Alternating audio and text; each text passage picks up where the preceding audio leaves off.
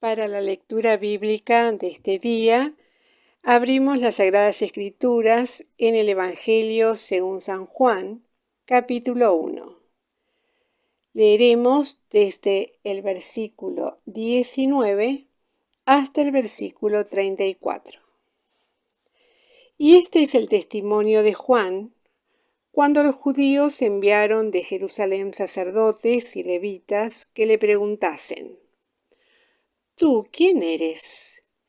Y confesó y no negó, mas declaró: No soy yo el Cristo. Y le preguntaron: ¿Qué pues? ¿Eres tú Elías? Dijo: No soy. ¿Eres tú el profeta? Y respondió: No. Dijéronle: Pues, ¿quién eres? Para que demos respuesta a los que nos enviaron. ¿Qué dices de ti mismo? Dijo: Yo soy la voz del que clama en el desierto. Enderezad el camino del Señor, como dijo Isaías profeta. Y los que habían sido enviados eran de los fariseos. Y preguntáronle y dijéronle: ¿Por qué pues bautizas si tú no eres el Cristo, ni Elías, ni el profeta? Y Juan les respondió diciendo: Yo bautizo con agua, mas en medio de vosotros ha estado a quien vosotros no conocéis. Este es el que ha de venir tras mí, el cual es antes de mí, del cual yo no soy digno de desatar la correa del zapato. Estas cosas acontecieron en Betábara, de la otra parte del Jordán, donde Juan bautizaba. El siguiente día ve Juan a Jesús que venía a él y dice: He aquí el Cordero de Dios que quita el pecado del mundo. Este es del que dije: Tras mí viene un varón, el cual es antes de mí, porque era primero que yo. Y yo no le conocía, mas para que fuese manifestado a Israel, por eso vine yo bautizando con agua.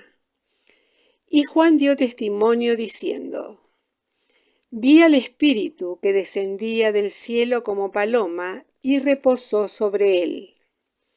Y yo no le conocía, mas el que me envió a bautizar con agua, aquel me dijo: Sobre quien vieres descender el Espíritu y que reposa sobre él, este es el que bautiza con Espíritu Santo.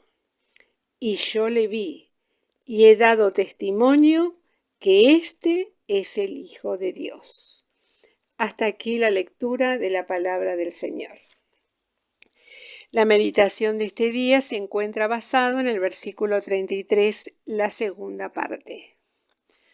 Sobre quien vieres descender el Espíritu y que reposa sobre él, este es el que bautiza con Espíritu Santo. En el Señor Jesucristo habitaba la plenitud de la divinidad corporalmente. Así dice Pablo en Colosenses 2:9. Y esto hace referencia a la segunda persona de la Santísima Trinidad, como leemos en San Juan capítulo 1, versículo 1 y 14. En el principio era el Verbo, y el Verbo era con Dios, y el Verbo era Dios. Y aquel Verbo fue hecho carne y habitó entre nosotros, y vimos su gloria, gloria como del unigénito del Padre, lleno de gracia y de verdad. Sin embargo, no debemos olvidar que se trata de un solo Dios, con una unidad absoluta y perfecta, y que, sin confundir las personas, debemos decir que ellas actúan siempre en completa unanimidad, pues la sustancia que las constituye es la misma. Esto lo podemos leer en San Juan 4:24, que dice así: Dios es espíritu, y los que le adoran en espíritu y en verdad es necesario que adoren. Así se manifiesta en el acto del bautismo de Cristo, cuando el Espíritu Santo desciende en forma de paloma sobre él, y el Padre hace oír su voz, dando su aprobación a la ceremonia realizada. Como leímos en Mateo 3, 16 y 17 en el día de ayer. Y Jesús, después que fue bautizado, subió luego del agua, y he aquí los cielos le fueron abiertos, y vio al Espíritu de Dios que descendía como paloma y venía sobre él. Y he aquí una voz de los cielos que decía: Este es mi Hijo amado, en el cual tengo contentamiento.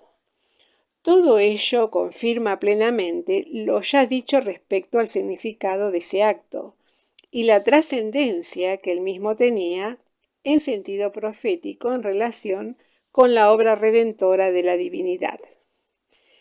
Pero también, y por el mismo hecho de ponerse en nuestro lugar, muriendo y resucitando por nosotros, es el único que puede bautizarnos con el Espíritu Santo, asegurando de esta manera que la salvación que otorga es permanente y eterna.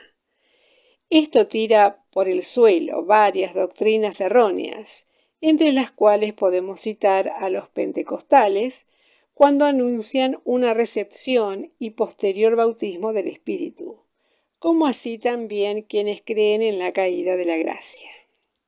Insistimos, es el mismo Señor Jesucristo que nos otorga una vez y para siempre la prenda del Espíritu, hecho garantizado por la perfección de su sacrificio, realizado a nuestro favor.